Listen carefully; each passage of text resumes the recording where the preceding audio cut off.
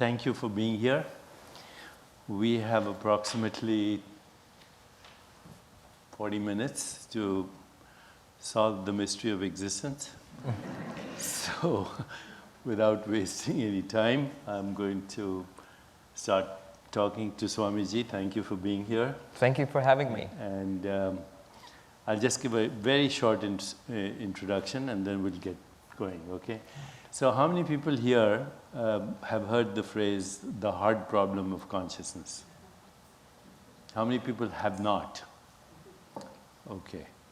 Well, if you do a Google search and you ask what are the 150 open questions in science, the first open question in science is what's the universe made of? And the answer is we don't know, because 96% of the universe is mysterious dark energy, dark matter. I'm not going to go into that. 4% of the universe is atomic. Of the 4% of the universe that's atomic, 99.99% is invisible interstellar dust, so we can't see it. The visible universe, which we are now told, according to the scientific model, is 2 trillion galaxies. 2 trillion galaxies. So we live in the Milky Way galaxy with 100 billion stars. Next door is Andromeda, same number of stars, Virgo, on and on, keep going, 2 trillion galaxies. 700 sextillion planets, I don't even know how to write that. And according to current scientific models, trillions, uncountable trillions of planets, possibly 60 billion habitable planets in our own galaxy, based on what they call the Goldilocks zone. That's only 0.01% of the universe. That's 0.01. The rest is unknown or unknowable. And the 0.01% that's atomic, if you go deep into the nature of atoms, they become particles, and then particles have this mysterious behavior that when they're not being looked at or they don't interact with other particles, they become waves. And unlike particles which are units of mass and have units of mass and energy, waves just exist as possibilities. Bottom line, the universe is made out of nothing. So why does it look like this? That's the hard problem of consciousness. Why does it look like this? How do atoms and molecules in the brain or electrical impulses create this experience? This experience, the experience of your own body, the experience of your own mind. And actually most people now think this hard problem is unsolvable if you think of matter as foundational. If matter is the ontological primitive, then the problem is unsolvable. So that's why we have Swamiji. He's going to solve the problem for us very quickly by telling us there's no hard problem at all. If you take the reverse point of view, and that is consciousness is fundamental and matter is a human construct. But without now me going on and on, Swamiji, Vedanta has solved this problem. What is Vedanta? Well, thank you for the introduction, Deepak. Vedanta is a philosophical system or a family of philosophical systems based on very ancient texts called the Upanishads. And these Upanishads are the highest teachings of the Vedas. The Vedas, as we know, are very ancient scriptures of the Hindu religion. So these Upanishads, they contain certain insights about who we are, what we are, and what reality is. The rishis, the ancient sages who came upon these insights, they found that by knowledge of these insights, by getting these insights, it actually it solves the very human problem of suffering, the problem of death, of meaninglessness. The crucial human problems, they are actually solved if you have knowledge about what we are and what this reality we live in is what we are experiencing. If you want me to put it in one sentence, and happily we can do that, the sentence is that thou art. You are. Tattvamasi. It means there is an absolute reality of this universe which can be known or realized, and luckily for us, we are that absolute reality. Tattvamasi means that you are that absolute reality of which entirety of this universe and the person you experience yourself to be, these are manifestations of that one absolute reality, which is called Brahman in the Upanishads. Tattvamasi means that thou art, and this identity is the essential teaching of Vedanta, and they claim that it actually can be experienced in life. It's not speculation. It can be experienced, and it must be experienced in order to overcome suffering. So this is basically the core teaching of Vedanta. And that absolute reality is usually expressed in English as pure consciousness. Would you say that? Pure consciousness or pure existence. The Sanskrit terms are Sat, which means pure being or isness, existence. Chit, which means awareness, consciousness in itself. But also, happily, and pun intended, Ananda, which means happiness. So, joy or bliss. So, as Swami Vivekananda put it, existence itself, consciousness itself, and bliss itself. That is the nature of the ultimate reality which Vedanta speaks about. So let's now use one term for convenience, Satchitanand, just for lack of, for economy of expenditure of energy. Let's just use the word consciousness. Absolutely. And so consciousness is the basis of every experience we have, whether it's mind or body or the universe, right? Right. So give your definition of consciousness and how you would explain. You've got only the easiest questions for me. Give your definition of consciousness. In fact, it is interesting that we live in interesting times. I was just talking to Deepak a little while ago. Consciousness studies has become very important in the last 20, 25 years. Scientists were not so interested in consciousness until about 25 or 30 years ago. But right now, consciousness studies is booming. There are psychologists are obviously interested in it. Neuroscientists are interested in it. Linguists and philosophers and people. Cosmologists are interested in it. Computer scientists are interested in it. So you think that all of these people are interested, so they know what they're talking about. Well, they cannot agree on what they're talking about. What is the definition of consciousness? There is no consensus. There are multiple definitions of consciousness, but none of them are acceptable across the board. In fact, a friend of mine who's a mathematician and a monk, he told me that I don't take this entire field of consciousness studies too seriously. I said, why ever not? Because it seems to be what we are doing as monks. He said, any field of study where you cannot define the subject of study is not yet a mature field of study. All right, now what Deepak is asking me is, give me a definition of consciousness. So I'm going to give you a definition of consciousness from the Vedanta perspective, where actually they are very clear on what they mean by consciousness. Get this. Whatever you are aware of is not consciousness. It's what is called a via negativa definition, a definition by exclusion. That means anything that you're aware of. Right now you are aware of sights and sounds and smells, all of this. So they are objects of consciousness, you are aware of them, and that which is aware of them is consciousness. So then consciousness is basically awareness of experience, right? Is the awareness in which experience becomes possible. Yeah. So here, I attend these conferences that you're talking about, and people come up with all kinds of definitions. So some materialists say consciousness is first-person experience. Others say consciousness is the knowing element in every experience. But I think the non-dualists these days, a lot of non-dualists in the West too, they're saying that consciousness is the knowing element in every experience. So right now you know that you're having this experience. You also know that you have a body. You also know that you have a mind. So what is it that knows this experience called mind, body, world. Other non-dualists have expanded on that and said consciousness is that in which all experience occurs, all experience is known, and out of which all experience is made. Right. So you started off by saying consciousness is not anything that is an object. Yes. So this, what is this? This is an experience in consciousness, right? Right. Look at the words which Deepak just used right now.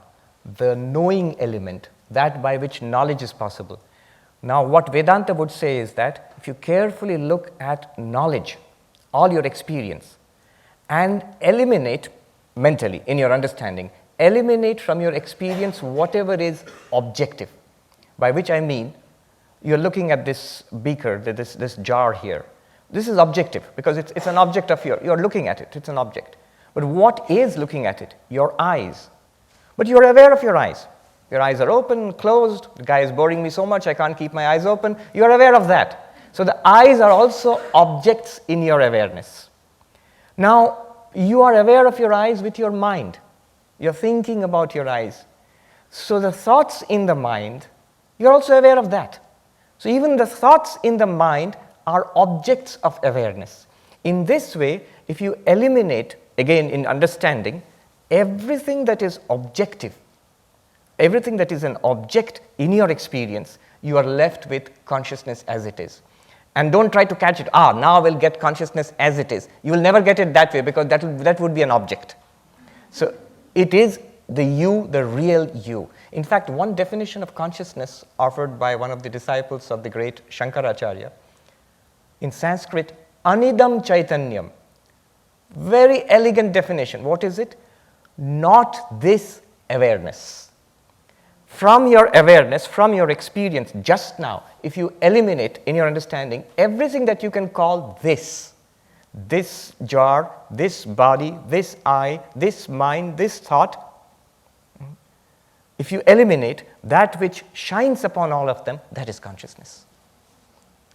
And what shines is the knowing element. So as Swamiji said, you can't go looking for consciousness because it is that which is doing the looking, right? You can't find it out there because it's that which is looking at what's out there. But let's go a little deeper further. Now that you have created the basis now that consciousness is not an object. The object is experience in consciousness. Now this is also an object, right? This body is also an object. And the thoughts are also an object. Right. So can we say, let's say you're a baby, you just showed up in the world, which by the way has already been interpreted for every baby for 2,000 plus years, ever since people started to speak in language and created culture and started telling stories. People started interpreting experience. And we are born into an interpreted world before we are born. You see, you're a baby. What you see here is not a shoe. You see a color, a shape. Right. If you touch it, it's a sensation.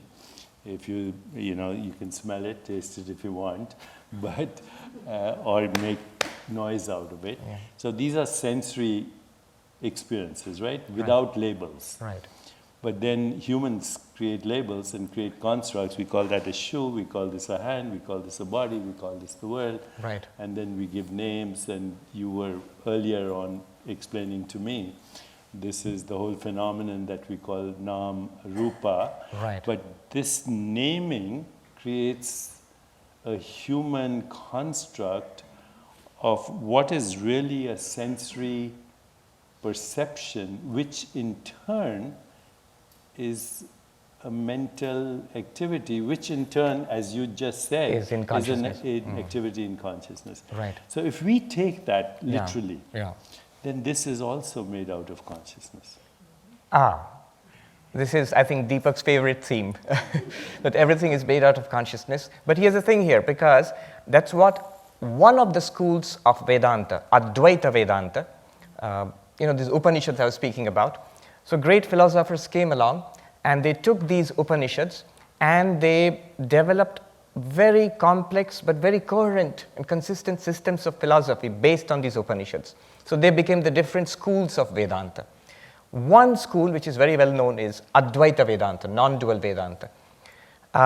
There, the idea is that not only are you consciousness, but then everything else is also consciousness. Now, this might sound, as somebody told me recently, a materialist. It's a wacky idea. It's a crazy idea. How can everything be consciousness? But it goes like this. Once you say that whatever is objective is not consciousness, that which is aware of the objects is consciousness, then you are left with the entire world of objects, the entire universe out there, my own body, even the mind. They're all objects.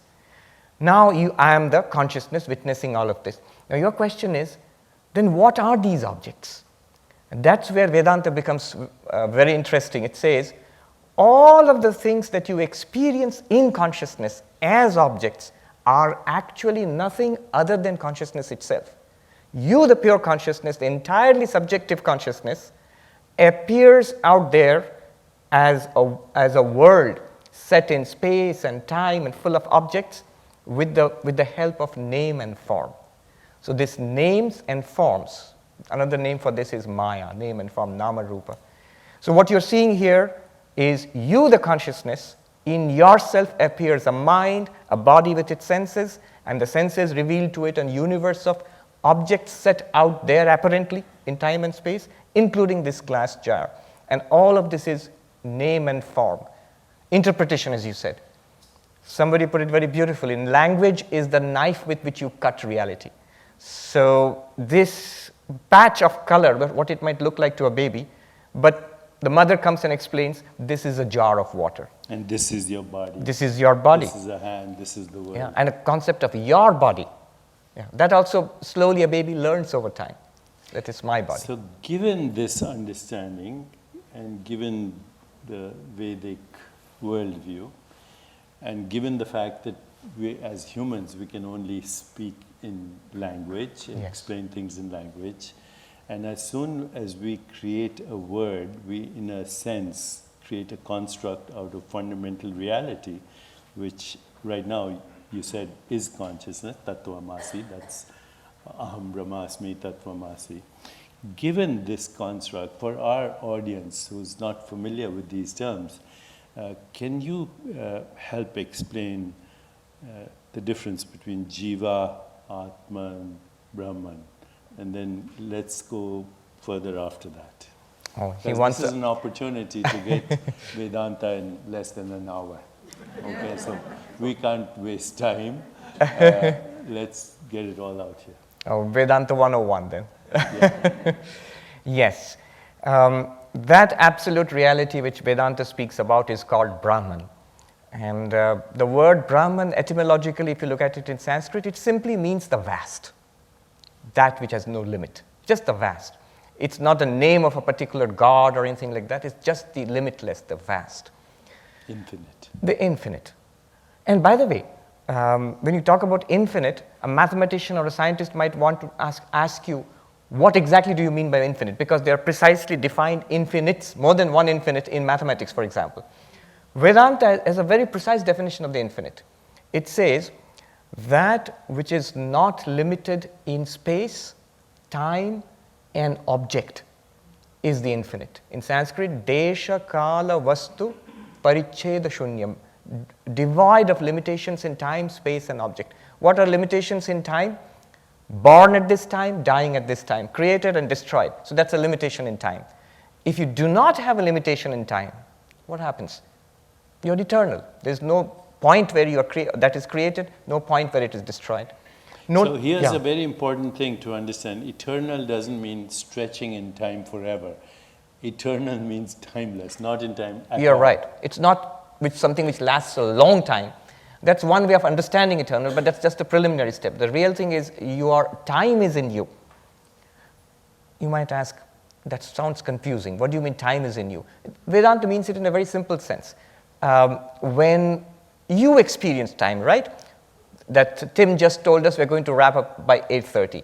So it's in Tim's consciousness all the time that we are going to wrap up at 8:30.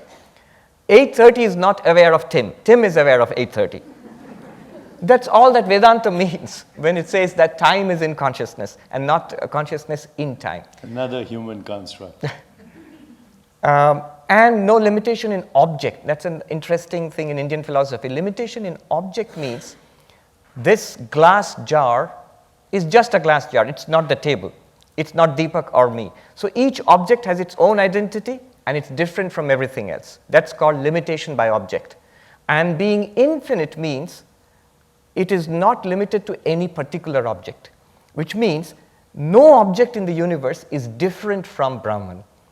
If no object is different from Brahman, there's no difference between Brahman and any other object. There is no second thing apart from Brahman, so that no second means Advaita, non-duality. So Brahman is that non-dual reality which is not limited by time, space, or object. That the objects in consciousness cannot limit consciousness. Consciousness is not limited by its contents. But now, Atman. Atman. Yes. That's the second important concept in Vedanta. Atman means you. So when Vedanta says that thou art, what it basically means, Brahman is equal to Atman. It means that that infinite reality, not limited by time, space, and object, is you. You might say, that sounds cool, but I can't really believe that. But it's you in a very special sense. Not you as a body, not you as the mind or as the limited person, but as that absolute consciousness which shines through that particular mind and body. So, which in fact shines through and reveals the person you take yourself to be. So that reality, beyond the person, that pure consciousness is called Atman. And Atman is equal to Brahman is basically the teaching of Vedanta. So if you say, what is Atman? The real me, or the real I, which is the reality of this universe also. It's the self, not the selfie. This is a selfie, right? Yes. Deepak Chopra is a selfie. Your name and your form is your selfie at the moment through an act of perception. But when we say I, what is the I that is experiencing this name and this form, right? I think the selfie idea, it struck me, in Vedanta we keep saying that you have to find out who am I or what am I. Because if you discover that, you have discovered the reality of the universe, self-knowledge.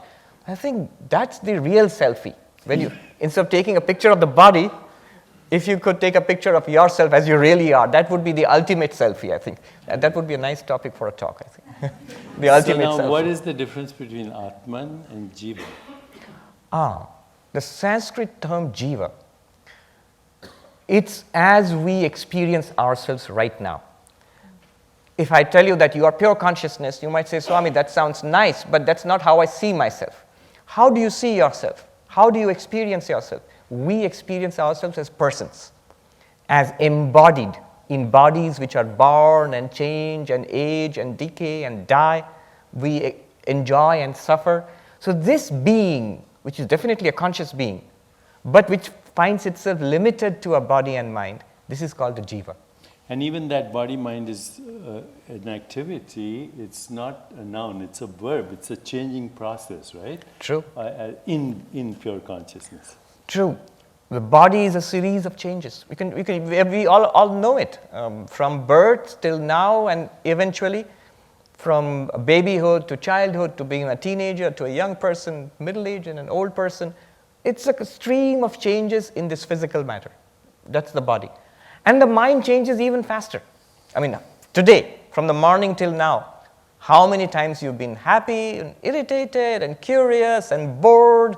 The mind changes continuously. It's a series of changes at a subtle level. You experience it within yourself. And this body-mind series of changes appearing in consciousness, having forgotten its consciousness nature, is what we call the individual, the jiva. That's the Vedantic understanding of the person. And this jiva is, and correct me if I'm wrong, because I'm a novice. You're the expert. Oh, you're not. He's been at it much longer than I have.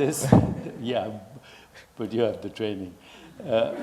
Jiva is programmed by, if I may use that word, by sanskara, karma, vasana, at a very fundamental Right. level. So can you explain these terms?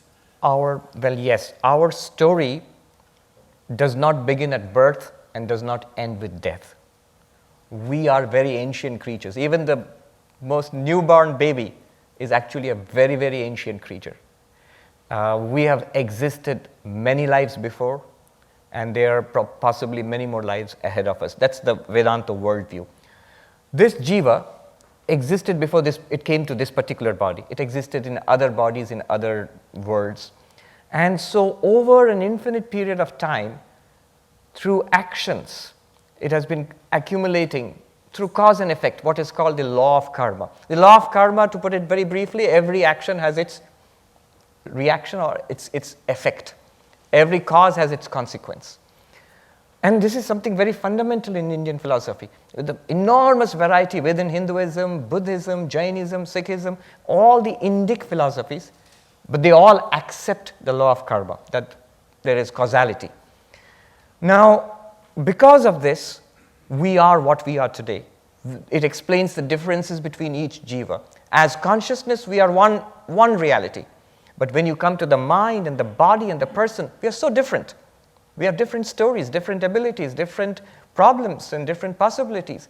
All of these differences are the results of past karma. And what we do with it right now generates new karma for future existences. So this is karma. The karma has two effects. One is it gives us this life, and the other is it has an effect on our minds. So the effect on our minds, our individual likes and dislikes, whether you prefer this or that, whether you hate this thing or that thing, those individual preferences are called samskaras, and they exist in the mind, in the subtle body. That's what the jiva takes away after death. Yeah.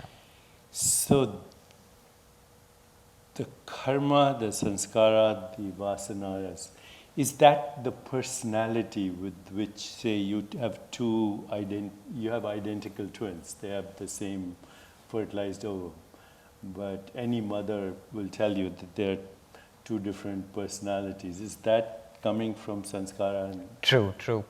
I mean, even children in the same household, you mentioned twins, but parents know how different they are. So these differences, though they come from the same parents, they're probably brought up in the same kind of environment, nature and nurture both seem to be similar, but then there's tremendous difference between children. So that comes, it's inherited from past lives. That's the Vedantic understanding of how we are so different. Completing this map step by step, then even in Ayurveda we talk about physical body, sthul sharir, sukshma sharir, subtle body, mind, intellect, ego, causal body. Explain this map just a little bit, the physical body, the subtle body, and the causal body. Okay, that's an important concept. But one thing I want everybody to know is Vedanta, it's not speculation. It's not even metaphysics. It's firmly grounded in experience. Whose experience? Your experience and my experience. So when you talk about a physical body, subtle body, causal body, it's all experiential and right now. You can see it right now. What is the physical body? That which you can see. You can see it, you can touch it, taste it, smell it. This is the physical body, yes. That which you see, which you can weigh, that's the physical body. Now, within this physical body is what Vedanta calls a subtle body. How do you know? You just have to close your eyes and look inside. You see, I'm happy, that's a subtle body. I'm unhappy, subtle body. I remember, I forget, I want, I dislike, I understand, I do not understand.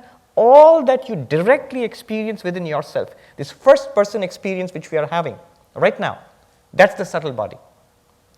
And beyond that, Vedanta talks about something a little more obscure called the causal body, which is the blankness which we experience in deep sleep. If you right now try to experience yourself beyond the subtle body, what is it that it is which is experiencing the subtle body? You will tend to hit a blank wall if you see it right now. That is the causal body. And Vedanta says the real you, the Atman, is not the physical body. You are not this body.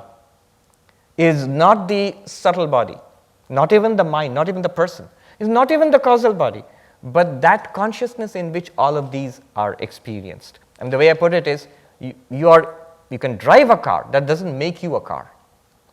You are embodied, We have a body. Vedanta doesn't deny that. You are experiencing a body and a mind. That's all there. But you are not that. You are not limited to that.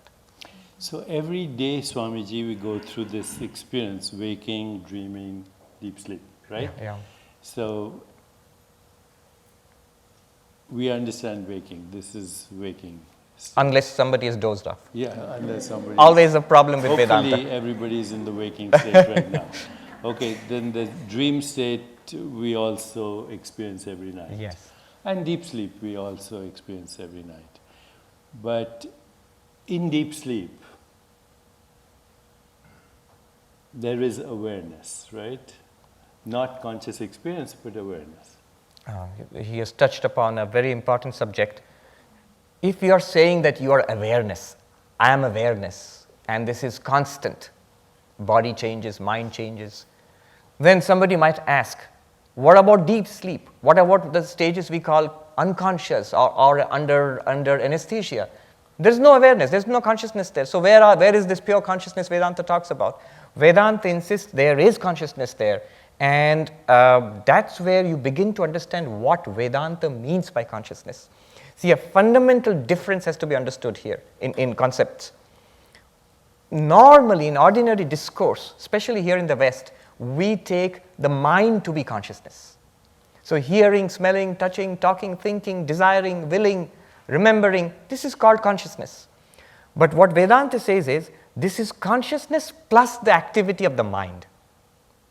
So all the changes that you see are the mind, but consciousness is not the mind. It reveals the activity of the mind. And when the mind shuts down in deep sleep, the blankness, that nothingness that you experience in deep sleep, it's still an experience. I put it this way, deep sleep is not an absence of experience. It is an experience of absence. So that's what Vedanta, experience comes when consciousness has an object. In deep sleep, consciousness has no object because the world is not revealed, body has shut down. You're not using the body to experience the world. The mind is shut down, there are no dreams. So because there are no objects, it seems to be nothing. But you do wake up and then you do say, I slept like a log, I didn't know anything. I slept like a baby. I slept like a baby. This phrase is there, this similar phrases are there in every language, showing that it's a common experience across all of humanity. So that means it's an experience. It's not nothing. So there is consciousness in deep sleep. That's what, in fact, a recent book which talks about the phenomenon of that consciousness is there in deep sleep. It's called Waking, Dreaming, Being by Evan Thompson, who's a philosopher in the University of British Columbia. He says that even in deep sleep you have to admit consciousness, and he makes an interesting comment at the very beginning. He says that consciousness studies didn't begin 25 years ago. It began with the Upanishads 5,000 years ago. And he makes a tremendous statement. He says we should not date our history from AD and BC. We should date history from before Upanishads and after Upanishads. They are so important. Yes, a tremendous assertion he makes. Let's talk about deep sleep and the relationship. Is deep sleep a kind of a clue, a window to what we call death? Death. Okay. Because now we are moving into grim subjects. When we go into in India, when they do a cremation or frequently Bhagavad Gita is quoted, chanted, yeah. And Lord Krishna says the real you is not subject to birth or death. Water cannot wet it, wind cannot dry it, weapons cannot shatter it, fire cannot burn it, it's ancient, weapons cannot cleave it. It's unborn, it's not subject to death. Right. And many swamis like yourself, when they say what happens to you after death, their answer is, I was never born, which is very confusing to people. But what is the connection between, say, waking, dreaming, sleeping, and turiya and death? All right. You've used the term turiya, which is a common term in Vedanta. It literally means the fourth. What do you mean by the fourth? Vedanta looks at it this way. There are different procedures, methodologies, if you will, for discovering ourselves as pure consciousness. And anybody can try them out. One of the methodologies is to use our common experience of waking, dreaming, and deep sleep, to come to an intuition of ourselves as the witness consciousness of waking, dreaming, and deep sleep. When you are identified with this person, this waking person, you are called the waker. Call it the first. When you are identified with the person you are in the dream, you're not aware that you're dreaming. It's a dream which you realize later, but you were there in the dream as a person. That person is we call it the dreamer. Then deep sleep, that consciousness associated with deep sleep, when you wake up and say, I slept like a baby, call it the third, the deep sleeper. So you have the waker, the dreamer, and the deep sleeper. And these are the three which we are used to. We think of ourselves as, this is our experience. And what Vedanta teaches us, the insight, crucial insight of Vedanta is, you are not the first, the waker, not the second, the sleeper, the dreamer, not the third, the deep sleeper, but what it calls the fourth, the consciousness in which all of these are appearing and disappearing. So the consciousness is apart from these three and yet underlying all of these three. That fourth is called Turiya. And that is not subject to birth, death. That is not subject to birth and death. What is subject to birth and death? The body. What is subject to change? The mind. But the Turiya itself is the witness of the birth and the death of the body, birth and the aging and the decay and the death of the body. It itself is not born with the birth of the body. It itself does not age with the aging of the body. It itself does not die with the dying of the body. And the changes of the mind, Turiya itself reveals the changes of the mind. The Mandukya Upanishad, which is a classic text of Advaita Vedanta, it says that you are the Turiya. You are not the waker, dreamer, or deep sleeper. And the whole point is to realize yourself as the Turiya. And it's not really the fourth.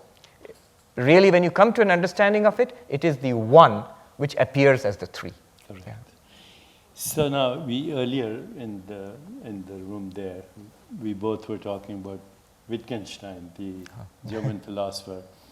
And Wittgenstein said in one of his writings, our life is a dream, we are asleep, but once in a while we wake up enough to know that we are dreaming. So by tonight, whatever happened today will be a dream. Your childhood is now a dream. What happened 5 minutes ago is a dream. What happens to my words by they reach you, they're gone. So actually this right now, in a sense, is a waking dream because it's ungraspable, right? 1 minute ago is ungraspable. And so this is a waking dream in what we might say a lucid now. And the reason I'm bringing this to our attention right now is this waking dream is frequently referred to as Maya, right? Because it's a projection of consciousness. But anyway, how does this all help us? How does this help us alleviate our existential suffering? What has this to do with the 5 kleshas that the Vedanta talks about? Yeah. Before I get to that, I know when Deepak says this is all a dream, I would see some skeptical faces. He'd say, no, this is real, and the dreams are dreams, and this is real. But look at it this way. If you imagine something, eating a cookie, you'd say that's an imagination, it's not real. And if I eat a cookie, that's real. But now do this. Imagine eating a cookie and also remember that a cookie which you ate maybe 1 day ago or 2 days ago, the memory of eating a cookie and the imagination of eating a cookie, they seem very similar because both are in the mind and mental. And what Deepak says is this very thing which seems very real now is going to become a memory every fleeting second. It's retreating into memory. When you compare that memory with a fantasy. When we came into this room, that's exactly. a memory, right? Right now, if you imagine us walking into this room, it's memory. How is that different from the memory of a dream? Every fleeting moment which we call real is quickly, at tremendous speed, disappearing into a dream-like memory. You would still argue, no, but this particular moment feels very real. And Vedanta agrees with you. This present moment feels very real because you are here. You are reality. This moment borrows its reality from you. See, wherever you are, that feels real to you. Imagine, even in your dreams, when you are actually in a dream, you don't know it's a dream, it feels very real. It feels very real at that time. It's because of the presence of consciousness at that present moment which lends reality to it. So the only continuity in any experience is that which you say I. When you say, where are you? You say, I'm here, right? But if you go inside the body, there's no one there because this body is in I, being experienced in I. Mind is being experienced in I. That I is the only invariant in every dreamlike experience. Absolutely. It's the only constant. Absolutely. When you were a baby, Yes. when you were a teenager, different body, different mind. But the invariant is that luminous consciousness Right. that brings that experience, the light of awareness that brings that experience Right. to what we call reality. I'll make a small distinction here. When you say I, that I is not the ego. Yes. Yeah.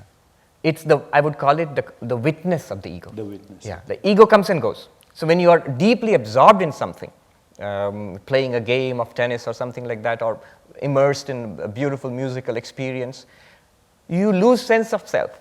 So you'll see, has the I gone there? The ego is not apparent there. But consciousness, that's always there. Otherwise, you wouldn't have that experience at all. So that's what he means by the luminous I. But going back to the very important question which Deepak asked, what good is all of this? What's the point of all of this? The point is, it's the most important thing in our lives. The whole point of this, and of all of Indian philosophies, the different schools, it doesn't have to be Advaita Vedanta, it could be Buddhism, it could be Nyaya, Sankhya. The whole point is overcoming suffering and attainment of true, lasting peace and happiness. How does that work? Think about it. Where is suffering? There is suffering in the world, suffering of the body, suffering of the mind. But that consciousness which reveals the body, mind, and the world, does it suffer in itself? You will see no. I'll tell you a very funny story. This person who goes up to a Swami in the Himalayas and asks, Swami, I'm in great suffering. I'm suffering. I'm miserable. Help me. And the Swami says, are you aware of your misery? He says, yes, of course. That's why I've come here. I'm unhappy. I'm deeply aware of my unhappiness. That's why I've come to you. And the Swami says, if you are aware of your unhappiness, of your misery, then that misery is an object, and you are the consciousness aware of that object. You are aware of that object means you cannot be that object. You are aware of unhappiness means you cannot be unhappy. You are aware of unhappiness in the mind. Think about it. The funny thing is, it works like this. The person goes and thinks about it. And if you do that, you will see a certain distance opens up between you as the experiencer and the experienced unhappiness. And he comes back and says that, you're right. I am not unhappy. I'm experiencing an unhappiness in the mind, and I'm so peaceful now. And the Swami scolds him immediately. No, you are not peaceful. You are the witness of the peace in your mind. And that's important, because the moment he distances himself from his unhappiness and he thinks, I'm at peace, you're trapped again, because that's the peace in the mind. And the mind is changeable. It will change into unhappiness again. And you think, I was very happy at the Rubin Museum, but now I've stepped out into Times Square, I'm unhappy. No, both of them are appearances and disappearances in the mind. And this is not speculation. If you look at it, this is an accurate report of what's actually happening. Vedanta just brings it to your notice. More we notice this, the more we stabilize ourselves in that witness consciousness, the more we are free of the ups and downs of the mind and the body and the world. Yeah. So that's where the whole purpose lies. Going back to the 5 kleshas, Yeah. with this basis. Yeah. So, the 5 kleshas in Vedanta are In yoga, actually. Yeah, yoga. Not knowing the true nature of reality, grasping and clinging, that which is ungraspable, fear of impermanence, identifying with the ego, the fear of death. They're all connected, right? Right. So, if we ask this question, what am I? Who am I? go through the process, Neti Neti, Shankaracharya's Right. great hymn, and we get to this source, then all these things disappear in a sense, including the fear of death. Right. What, in your view, how should we explain death in Right. this scheme? It's interesting. What is death? What is death in this scheme? Right. You remind me of this meeting I was in. I saw there's something called Meetup these days. Yeah. And you see there's something called a philosopher's cafe. And in that, philosophers get together in the New York Ethical Society, and they discuss the great questions of philosophy. And he said the 5 great unsolved questions of philosophy, we're going to discuss it in such and such day. So I turned up for that meeting because I was attracted. And what are the 5 great questions? If you Google it on Oxford University Press website, you'll find the 5 great questions of unsolved questions of philosophy are, I'm telling you this because one of those questions is what Deepak asked, and 4 of the 5 are related directly to consciousness. The first question is, do we have free will? The second question they discussed was, what can we know, if anything at all? The question of epistemology and skepticism. What are the limits of Of knowledge, yes. And the third one is, straight away, what am I? Or who am I? That was the third question, which is the fundamental question in Vedanta. Then the fourth question was, what is death? And the fifth one was, what is justice? But the fourth question, what is death? The philosophers themselves said, we are not talking about death from the point of view of a doctor, which Deepak is an expert in and he knows. It's an interesting topic for a doctor too. But in this system, as a person, what is death to me? If I'm not the body, then what is death to me? In Vedanta, death is the passing away of this particular body you are embodied in. This experience. This particular experience, it stops because this body cannot support the jiva any longer. Maybe it's old, maybe it's damaged, so it dies. And the jiva moves on. The individual person moves on. And all of this is again an experience in consciousness. So in consciousness, birth and death of the body take place. Which means you as consciousness, even you as jiva, you are not subject to death in that sense that that death is not the end of us. That happens to the experience of body, mind, and the world that goes with it. Right. Which is a changing experience anyway. Right. But not to that which is the witnessing awareness in which that experience happens. Absolutely. Let me make a point. It's a subtle point, but very interesting.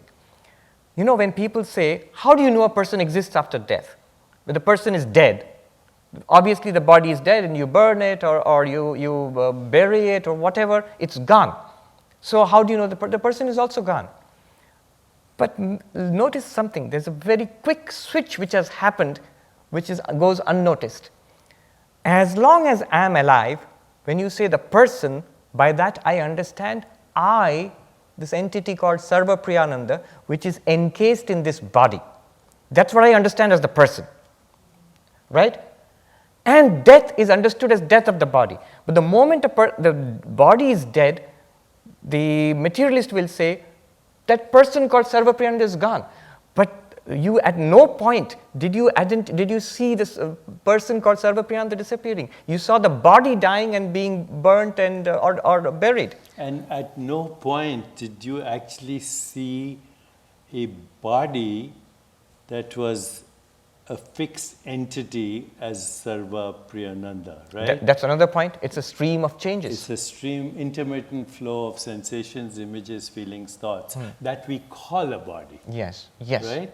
In fact, this lady, she told me in Santa Barbara, she's a nun there, she said, recently Swami was passing by a shop window and I saw my reflection in the window and I thought, who is this old lady? And I said, Swami, life went by so fast. I still think of myself as a 20-something. Yeah, the I never changed, right? Yes. Only the experience of the I changed. Yeah. As this body, this mind, this experience of the world. Right. So death from a Vedantic perspective or a yogic perspective is the moving on of the jiva from one non-functional body to another experience in maybe another body. So you started off by saying this is not philosophy, this is actually not even religion in a sense. It's not a system of thought, it's based on experience and knowledge directly. And that comes from, I would say, yoga, right? The word yoga implies union with the self. I would, in fact, it's equally true to say that it's all of these. You can regard Vedanta as a Advaita as a philosophy, and certainly it is taught in departments of philosophy in India. You can regard it as a system of thought, you can regard it as a religion, because it's actually the foundation of religion. I would look at it that way. Religious experience. Yeah, the foundation of. But it's grounded in experience. All the time, it does not talk about a single thing which is different from what we experience all the time. So yes, a direct experience of this, what we are talking about, there are techniques in yoga which help us. But maybe we'll talk more about that. No, we have 2 minutes. Okay, 2 minutes. Very quickly, Raj Yoga, Bhakti Yoga, Jnana Yoga, Karma Yoga. And then we are done. We have everything done in less than an hour. Yes, and thanks to Deepak, he structured it so well. You would say, so what are the procedures? There are basically 4 major classes of practices. One class of practice is what you might call the meditative practices. And there's a vast range. In the Rubin Museum itself, there have been exhibits and talks and demonstrations of various kinds of mostly Buddhist tradition practices. So there's a wide range of meditation practices. In Hinduism, you have the Patanjali Yoga Sutra, which is a classic manual of meditation. So that's one group.